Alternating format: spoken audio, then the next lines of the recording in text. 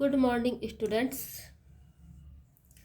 आज हम राज्य विधानमंडल का पार्ट 6 पढ़ेंगे।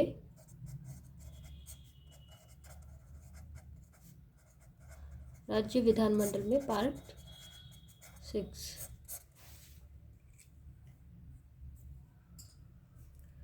आज हम इसमें राज्य विधानमंडल सत्र के बारे में पढ़ेंगे। राज्य विधानमंडल सत्र। राज्य विधानमंडल सत्र में सबसे पहले आता है आहूत करना। राज्य विधानमंडल सत्र को आहूत करना। राज्य विधानमंडल के प्रत्येक सदन को राज्यपाल समय समय पर बैठक का बुलावा भेजता है। दोनों सत्रों के बीच 6 माह से अधिक का समय नहीं होना चाहिए, अर्थात 2 सत्र जो होते हैं, पहला और दूसरा सत्र, इन दोनों के बीच में 6 महीने से ज़्यादा का अंतर नहीं होना चाहिए। राज्य विधानमंडल को 1 वर्ष में कम से कम 2 बार मिलना चाहिए।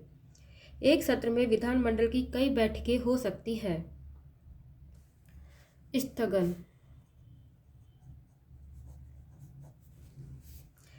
बैठक को किसी समय विशेष के लिए स्थगित भी किया जा सकता है। यह समय घंटों, दिनों या हफ्तों का भी हो सकता है।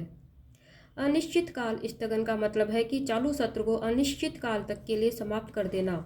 इन दोनों तरह के स्थगन का अधिकार सदन के पीठासीन अधिकारी का ही है। सत्रावसान।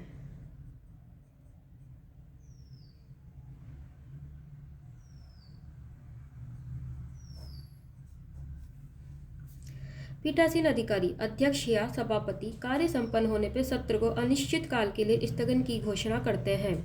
इसके कुछ दिन बाद राष्ट्रपति सत्रावसान की अधिसूचना जारी करता है।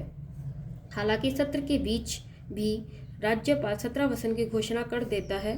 स्थगन के विपरीत सत्रावसान सदन के सत्र को समाप्त करता है।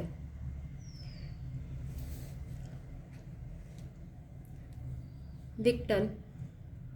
एक स्थायी सदन के होने के नाते विधान परिषद कभी विघटित नहीं हो सकती। सिर्फ विधानसभा ही विघटित हो सकती है। सत्रावसान के विपरीत विघटन से वर्तमान सदन का कार्यकाल समाप्त हो जाता है। विघटन से जो कार्यकाल चल रहा होता है वह समाप्त हो जाता है और आम चुनाव के बाद नए सदन का गठन होता है।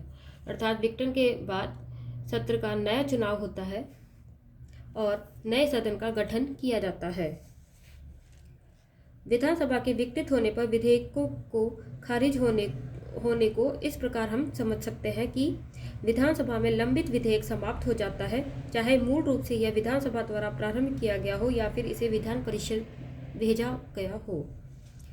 विधानसभा द्वारा यह पारित विधेयक लेकिन विधान परिषद में ही है तो यह समाप्त हो जाएगा। ऐसा विधेयक जो विधान परिषद में लंबित हो लेकिन विधानसभा द्वारा पारित न हो को भी खारिज नहीं किया जा सकता। ऐसा विधेयक जो विधानसभा द्वारा पारित हो एक सदनीय विधानमंडल वाले राज्य में या दोनों सदनों द्वारा पारित हो जहां बहुसदनीय व्यवस्था वाले राज्य हैं लेकिन राज्यपाल या राष्ट्रपति की स्वीकृति के कारण रुका हुआ हो, खारिज नहीं किया जा सकता। ऐसा विधेयक जो विधानसभा द्वारा पारित हो एक सदनीय विधानमंडल वाले राज्य या दोनों सदनों द्वारा पारित हो बहुसदनीय व्यवस्था वाले राज्य में लेकिन राष्ट्रपति द्वारा सदन के पास पुनर्विचार हेतु लौटाया गया हो को समाप्त नहीं किया जा सकता। अब हम पढ़ेंगे कोरम। गणपूर्ति।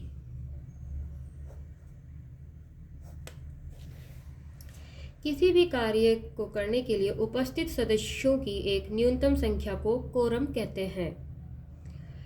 अर्थात कोई कार्य करना है, उसमें सदन में उपस्थित सदस्यों की एक न्यूनतम संख्या निश्चित की गई है, उसे कोरम कहते हैं।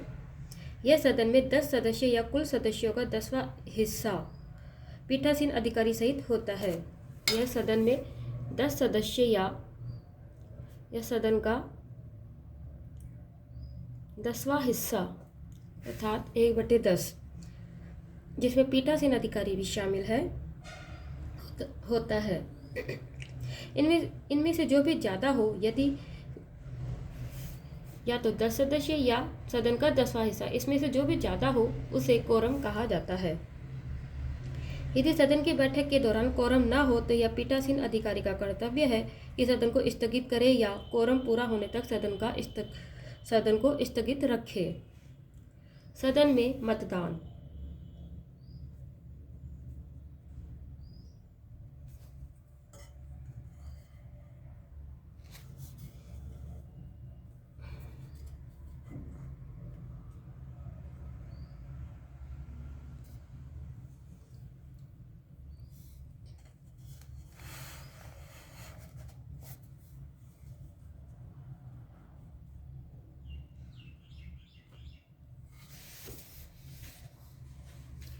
किसी भी सदन की बैठक में सभी मामलों को उपस्थित सदस्यों के बहुमत के आधार पर तय किया जाता है और इसमें पीठासीन 5 अधिकारी का मत सम्मिलित नहीं होता।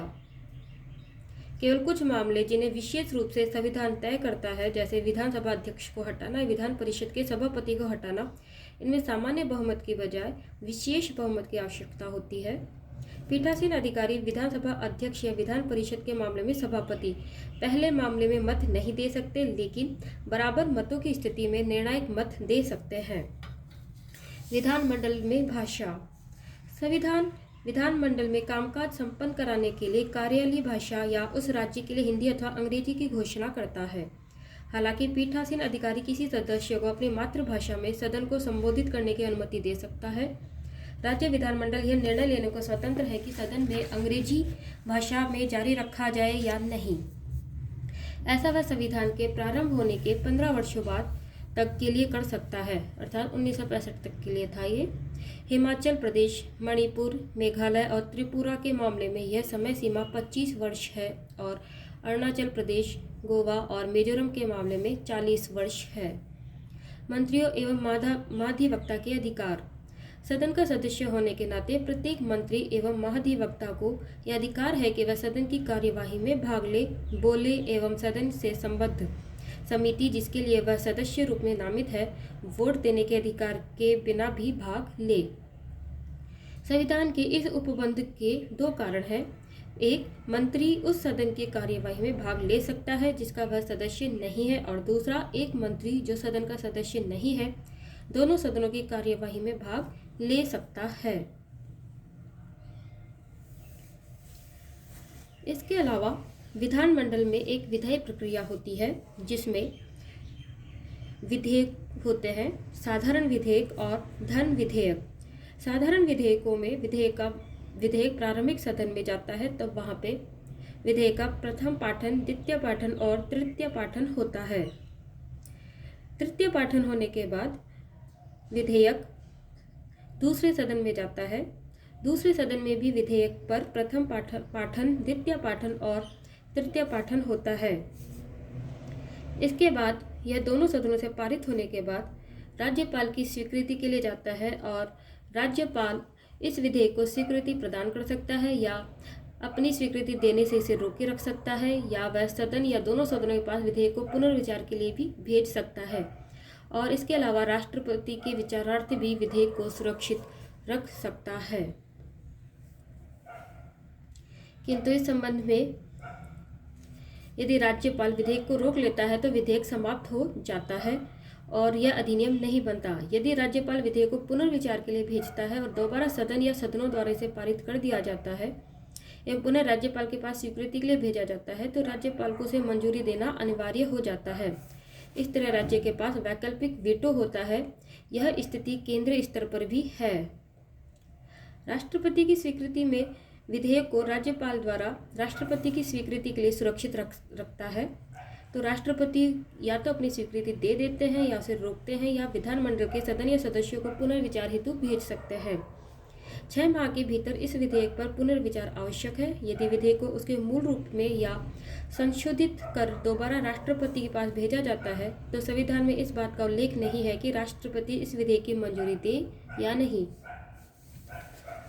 धन विधेयक में स्थिति ये होती है कि धन विधेयक को पारित करने के लिए राज्य विधानमंडल में एक विशेष प्रक्रिया निहित है। धन विधेयक विधान परिषद में पेश नहीं किया जा सकता। यह केवल विधानसभा में ही राज्यपाल की सिफारिश के बाद पूर्व स्थापित किया जाता है। इस तरह कोई भी विधेयक सरकारी विधेयक होता है और सिर्फ एक मंत्री द्वारा ही उसे पूर्व स्थापित किया जाता है।